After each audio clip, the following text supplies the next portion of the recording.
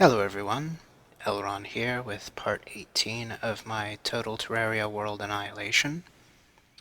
This is the video that will feature the Dungeon Guardian. Um, so I start off with my two failures. As you can see with my skull pet, I have succeeded off the air. Um, I described how that came about in a previous video. Um, and I'm sure you've probably noticed by now, but I am playing this in reverse. I decided it'd be fun to chase after the Dungeon Guardian instead of run from him. And I get to have this like reverse death animation that's pretty cool. So I just materialize out of a wyvern,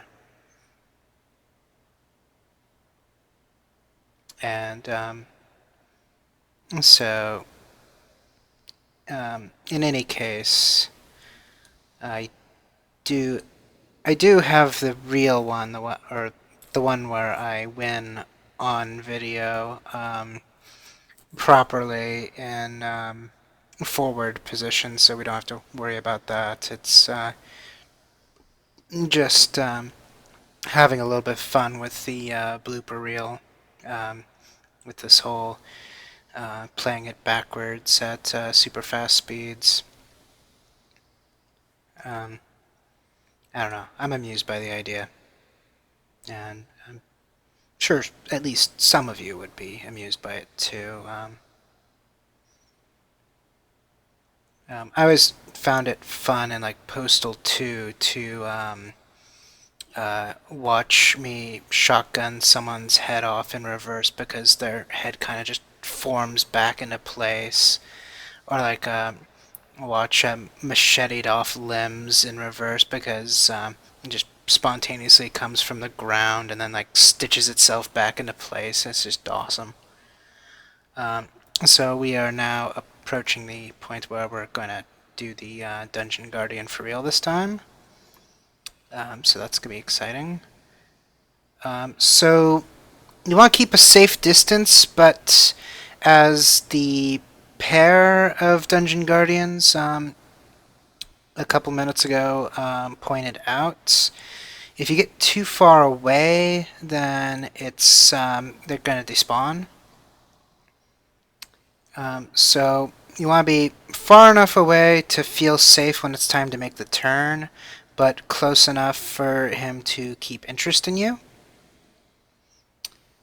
Um, you achieve changing distance by going diagonally. Going diagonally is faster than going straight. Unless you're changing from one diagonal to another, then it's going to slow you down a little bit. So you got to be careful for that as well. So that's where he usually catches up when you basically make your horseshoe bend around him. And as I've said before, this is totally overkill, but I'm using chlorophyte ammo. If you want to just keep your cursor right on top of him instead of just having it anywhere in the universe, you can feel free to just use an endless musket pouch. As I've mentioned before, I am using the Space Dolphin machine gun, the SDMG. It has a really good rate of fire, so it's getting its 1 to 2 damage per hit in very rapid succession. You're never going to get more than 2 damage off, so doing something that's slow and does a lot of damage naturally is actually going to be worse for you.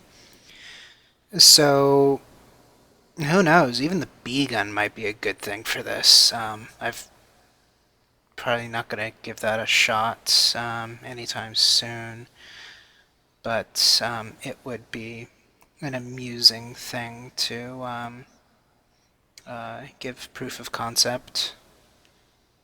Although there might be some flaws to that, because I think bees do some like level of stunning, which gives some invulnerability or something like that. So The Space Dolphin machine gun's probably a better way to go. Um, so, yeah, not much to it, as you can see. You just gotta whittle away at him until he eventually dies, and the only dangers are if you go into an area that has not been strip mined and get stuck on something, or if you go too high and get caught by a wyvern. And of course, also um, taking the turn the wrong way when you get to one of the endpoints. Um, the minecart gambit would probably work as well. Um, at some point in a future video, I'll draw kind of like a Microsoft Paint sketch of what I was talking about in a previous video when I described my setup, just in case there's some visual learners out there. Because I know that there are some things that I'll never understand when heard, and I would need to physically see it with my own eyes.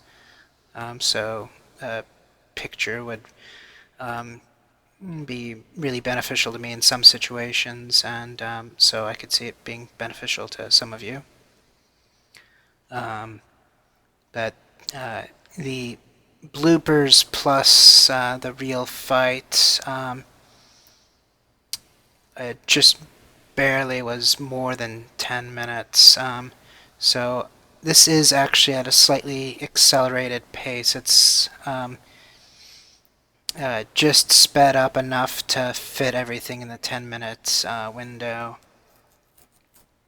So it looks like normal speed at the very least, so that's good. But yeah, this is a pretty long fight. Looks like this particular one took about 8 minutes. Um, and so, it's not a difficult fight. As you can see, I'm not, doing a billion actions per minute or anything. I'm just holding down an arrow key and holding down the mouse. So, uh, if you've taken the effort to strip mine enough of your world to have safe regions, and um, also if you were fortunate enough to have not defeated the Wall of Flesh yet, this can be an extremely easy fight for you. You don't need the Space Dolphin machine gun, it's just going to make it a lot faster. Um, any high rate of fire weapon will do the trick. I mean, you could do a low rate of fire weapon if you want it to take a couple hours, but I'm guessing you don't want to give a couple hours for this. You probably want to just progress a bit in the game and get something that shoots relatively quickly. Um, the Uzi might be a good option. Um, those you can get relatively early in hard mode, and that has a pretty good rate of fire. Um, so you don't necessarily need to defeat the Moon Lord to have sufficient gear to do this. I mean, defensive gear is worthless and offensive gear is worthless. Um, so really it's just about getting a fast weapon, and uh, probably, actually, I'm approaching it wrong with the pet. I shouldn't be using the Stardust Dragon for this. I should probably use those little Stardust cells, or whatever you call them, the little balls, because I can have like 9 of those, so I could potentially multiply my pet damage by 9 doing that. And so there's the key, and I'll see you next video.